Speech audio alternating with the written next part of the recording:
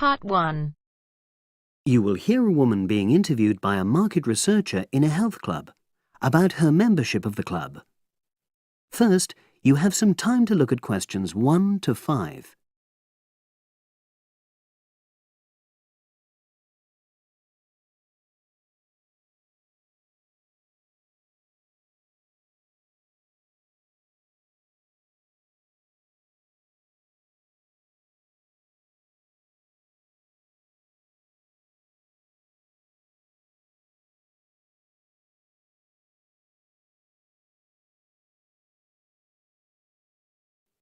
Now we shall begin.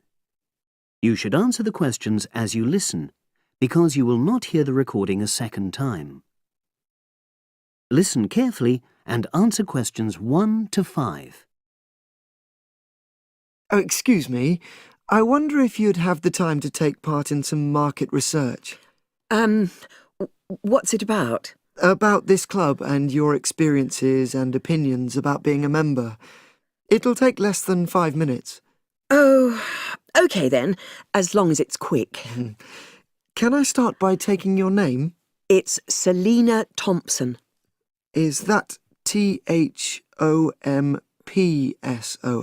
Yes. Okay, great. Thanks. And what do you do for a living? Well, I'm an accountant, but I'm between jobs at the moment. I understand. But that's the job I'll put down on the form. And would you mind my asking which age group you fall into? Below 30, 31 to 50, and above? Over 50, I think we can safely say. Great, thanks. And which type of membership do you have? Sorry, I'm not sure what you mean. Do you mean how long of... No, is it a single-person membership? Oh, right, no, it's a family membership. Thanks. And how long have you been a member? Ooh, let me see. I was certainly here 5 years ago, and it was probably 2 to 3 years more than that. Shall I put down 8? Oh, I remember now. It's 9, definitely. Sorry. No problem. I've got that. And the last question in this first part is, what brought you to the club? Sorry? How did you find out about the club? Did you see any ads? Well, I did actually, but I have to say I wasn't really attracted to the club because of that. It was through word of mouth. So you were recommended by a friend? Actually, my doctor. I'd been suffering from high blood pressure, and he said the club was very supportive of people with that condition, so I signed up. Great, thanks. Before you hear the rest of the conversation, you have some time to look at questions 6 to 10.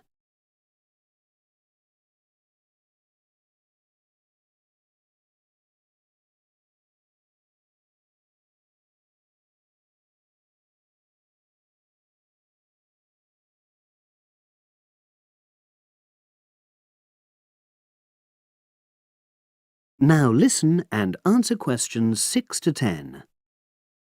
Now, for the second part of the form, I want to ask a bit more about your experience of the club. Sure. How often would you say you use the club? It varies enormously, depending on how busy I am. Of course. But on average, per month?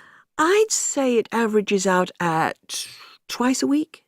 OK, so 8 on average. Yeah, and 4 of those are aqua aerobics classes. That leads me to the next question.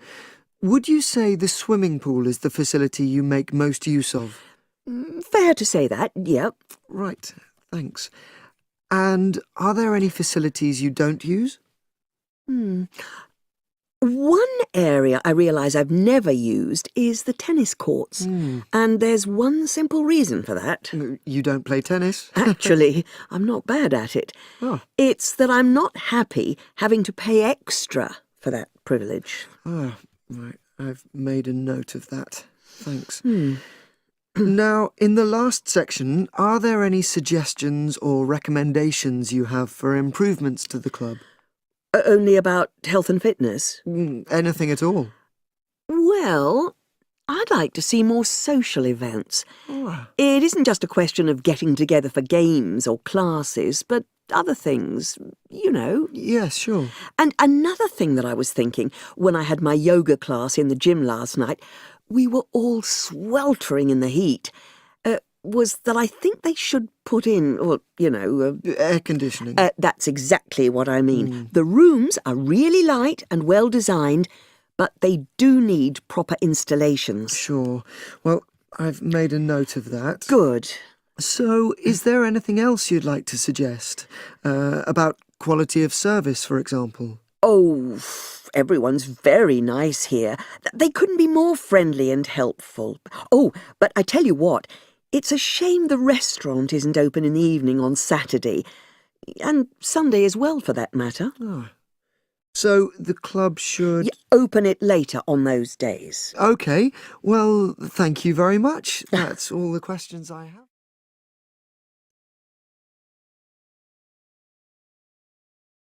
That is the end of part 1. You now have half a minute to check your answers.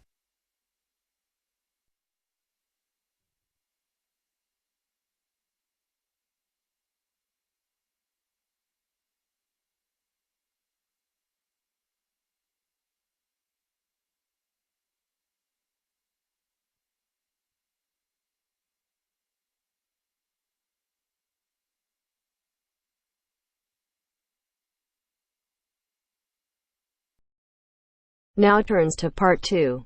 Part 2. You are going to listen to two students talking about a presentation on time management. First, you have some time to look at questions 11 to 15.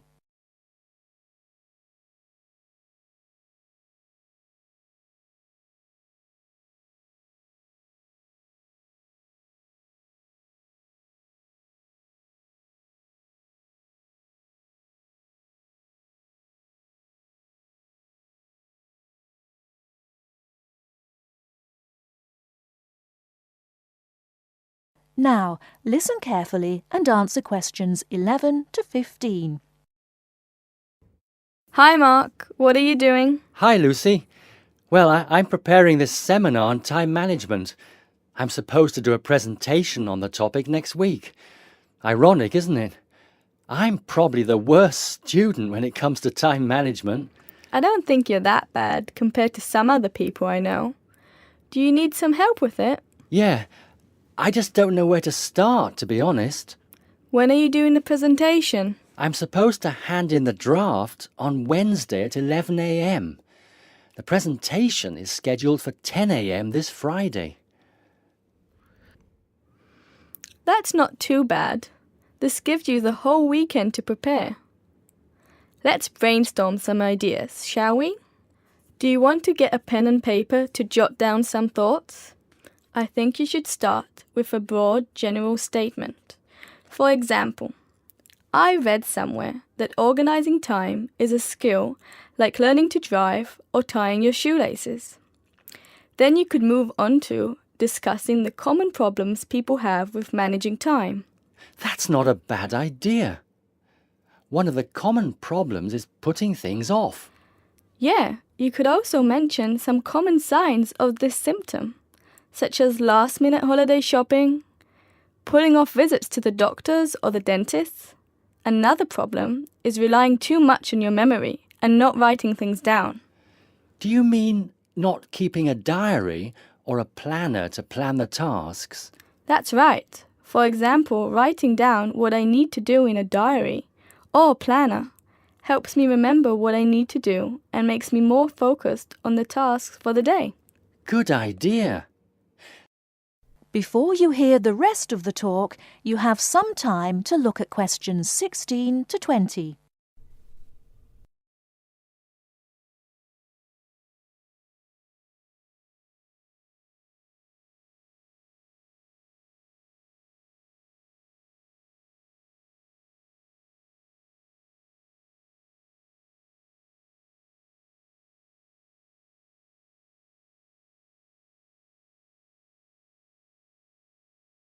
Now listen and answer questions 16 to 20. That reminds me of something I've been meaning to do for a while now. Anyway, I should also include some advice on how to deal with the problem, shouldn't I? Sure, you can talk about some ways of stopping procrastination. I guess making a to-do list can help one focus on what needs to be done. Definitely. Another way to deal with the problem is to prioritize and do the hardest job first, the one which requires the most effort and concentration. Also, my tutor recommended that I should break big projects into small parts with a specific goal. Having an action plan has worked for me. I usually make a list of small tasks I need to do to achieve a goal. Sometimes I just don't feel like getting down to work because a task seems too overwhelming for me to even think about. This technique helps me reduce psychological pressure if I think of a project as a set of easily achievable tasks. Don't you think? I know what you mean. I often feel like that myself with the statistics project I've been doing this term. I'm well behind, and the deadline is next week. I think setting deadlines and sticking to them can help one to achieve goals. You can discuss this aspect in your presentation too. A good point. Setting deadlines can also help one become more realistic about the time it takes to do tasks. Another point you could include is how to deal with interruptions. Okay, I guess blocking in time to handle unpredictable interruptions can help one stay focused. Not just that, some interruptions, such as phone calls, can be easily avoided by using answering machines, for example. Saying no, which is one of the most useful words in English, is also very effective. It can be tough sometimes, but you've got to learn to say it nicely but firmly. I think you've got enough ideas here to start with. Definitely. Thanks a lot for your help. I just need to type the ideas up and I think I'm all set. Do you think you can lend me your laptop for a couple of hours? I'm afraid I can't. I've got to finish my own project. Never mind. I'll use one at the library. You certainly know how to say no. Learned it the hard way. Got to go now. Good luck with the presentation. Cheers. See you later.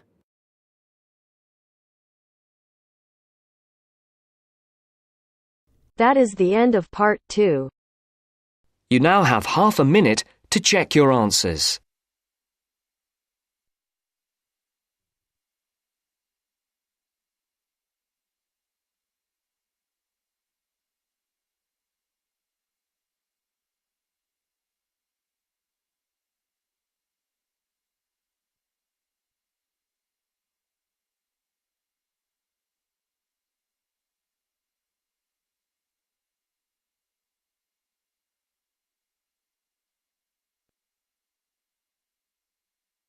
Now turns to part 3. Part 3.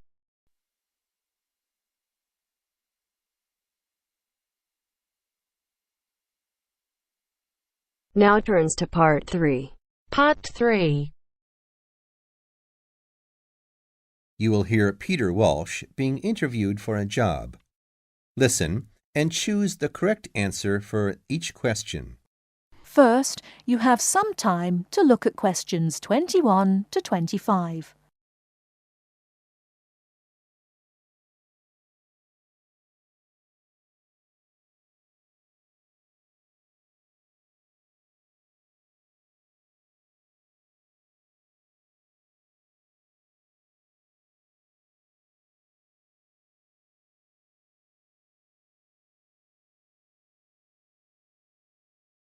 Now, listen carefully and answer questions 21 to 25. Joanne! Hi, you must be Rob. Nice to meet you. So, I hear you're planning to visit Australia. Yeah, and I really wanted to talk to you because I was thinking of spending some time in Darwin, and my sister told me you're from there. That's right. So, tell me about it. Well, where shall I start? Well, Darwin's in what they call the top end. because it's right up at the northern end of Australia, and it's quite different from the rest of Australia in terms of cultural influences. In fact, it's nearer to Jakarta in Indonesia than it is to Sydney, so you get a very strong Asian influence there. That means we get lots of tourists. People from other parts of Australia are attracted by this sort of international cosmopolitan image. And as well as that, we've got the same laid-back atmosphere you get all over Australia. Probably more so, if anything, because of the climate. But what a lot of the tourists don't realize until they get there is that the city's also got a very young population. The average age is just 29, and this makes the whole place very buzzy. Some people think that there might not be that much going on as far as art, music, dancing, and so on are concerned, because it's so remote. I mean, we don't really get things like theater and opera in the same way as cities down in the south, like Sydney, for example, because of the transport expenses. But in fact, what happens is that we just do it ourselves. Lots of people play music, classical as well as pop, and there are things like artist groups and writers groups and dance classes. Everyone does something. We don't just sit and watch other people.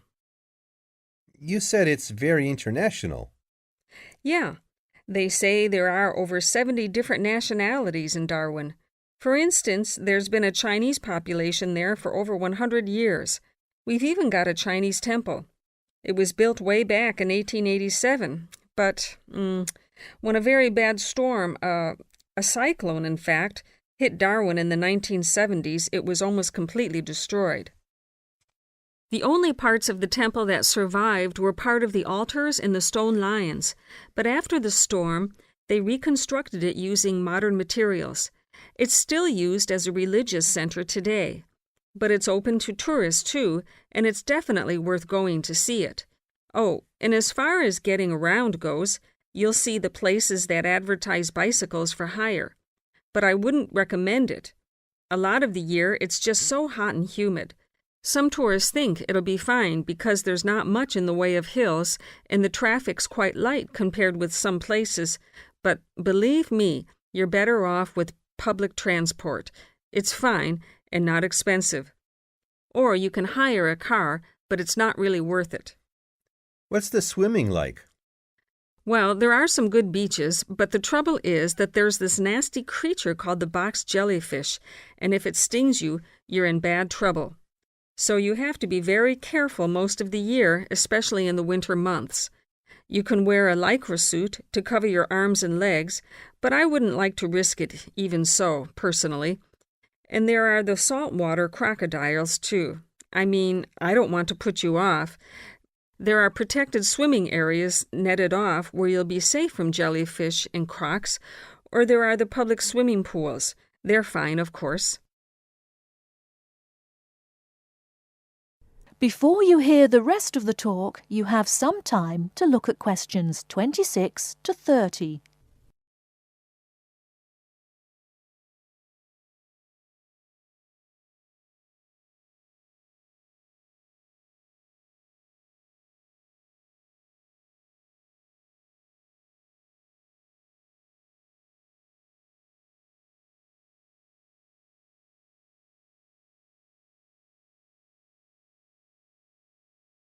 Now listen and answer questions 26 to 30. And answer the questions. Please sit down, Mr. Walsh. My name's Jane Swain, and I'm the personnel manager. Hello, how do you do? Now, this is just a short preliminary interview. I'd like to chat about your present job and what you've done up till now. Yes, of course.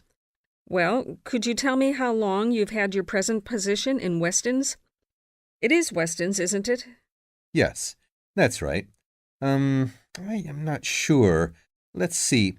I left university in 2005. Is that right? Yes, 2005. Then I was unemployed for about 3 months. And then I traveled round America for a few months. So, yes, it must be about 3 years now, in fact. Yes. And have you any particular reason for wanting to change jobs? I mean, why do you want to move? Well, I actually like my present job and still find it interesting and stimulating. The salary's okay, so it's nothing to do with money, though you can always do with more. I suppose the thing is that I'm really very ambitious and keen to get promoted, so that's the real reason. You say you like your job. Can you tell me what aspect you like most? Oh, my dear, that's difficult. There are so many things. The other people are great. There's a good cooperative atmosphere. I mean, among the staff, and compared to other companies, the conditions are great. I mean, the office itself and the working conditions. And then there's the fact that they give me lots of room for initiative and let me make decisions. You know, that's what I really like most about the job. Yes, well, we're looking for someone like that. You know, someone who isn't a clock watcher and who isn't too concerned about working fairly long hours. Oh, I don't mind that. I'm used to it. And what about your education? You went to Manchester University, didn't you? Yes. After leaving school, I started a diploma course in design, but I decided to give it up and did an arts degree at university instead. Good. And have you done any courses since?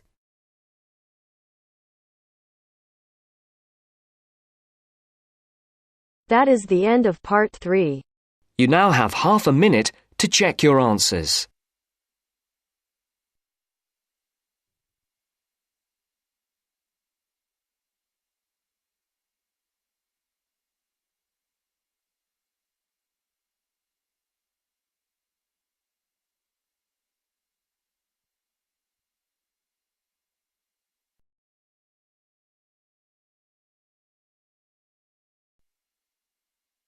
Now turns to part 4.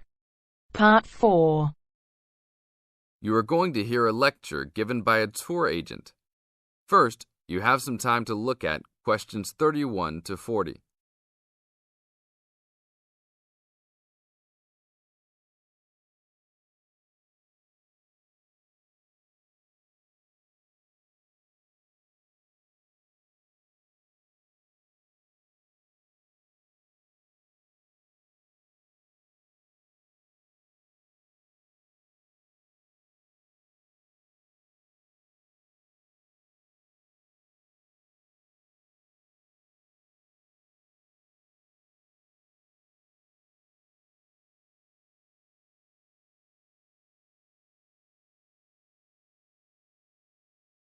Now listen to the tape and answer questions 31 to 40. Welcome to Hawaii Tour Agency. Let me tell you a little about a special package we have going on this week. I know everybody wants to get away from the stress of work and life, so I think you should all consider a week-long vacation to the paradise of Hawaii. First off, let me tell you all a little bit about Hawaii. The Hawaiian Islands are of volcanic origin and are edged with coral reefs. Because of its volcanic origins, people often go especially to see the volcanoes. Hawaii is the largest and geologically the youngest island of the group. Oahu is the most populous and economically important. The capital of Honolulu is located on the island of Oahu, the only U.S. state in the tropics. Hawaii is sometimes called the paradise of the Pacific because of its spectacular beauty, abundant sunshine, expanses of lush green plants and beautiful colored flowers, palm trees, coral beaches with rolling white surf, and cloud-covered volcanic peaks rising to majestic heights. Some of the world's largest active and inactive volcanoes are found on Hawaii and Maui. Eruptions of the active volcanoes have provided spectacular displays, but their lava flows have occasionally caused great property damage. The lava can spill down the mountains into the settlements where people live. The most famous of these is right by Honolulu. It is called Diamond Head because from far away, the top of the volcano looks like a diamond. Vegetation is generally luxuriant throughout the islands, with giant fern forests and lush vegetation. Although many species of birds and domestic animals have been introduced on the islands, there are few wild animals other than boars and goats, and there are no snakes. The coastal waters abound with fish. More ethnic and cultural groups are represented in Hawaii than in any other state. Chinese laborers who came to work in the sugar industry were the first of the large groups of immigrants to arrive, starting in 1852, and Filipinos and Koreans were the last, after 1900. Other immigrant groups, including Portuguese, Germans, Japanese, and Puerto Ricans, came in the latter part of the 19th century. Intermarriage with other races has brought a further decrease in the number of pure-blooded Hawaiians, who comprise a very small percentage of the population. Now all of this sounds very interesting, right? For only $600 per person, we are offering a tour package to Hawaii. This includes your round-trip airfare and fully guided tours. The duration of the trip is 5 days, including hotel for 5 nights and tour buses that will take you all around. We will go to the famous beaches, the volcanoes, and the forests. Sign up today to save your space, as seats are running out quickly. That is the end of part 4. You now have half a minute to check your answers.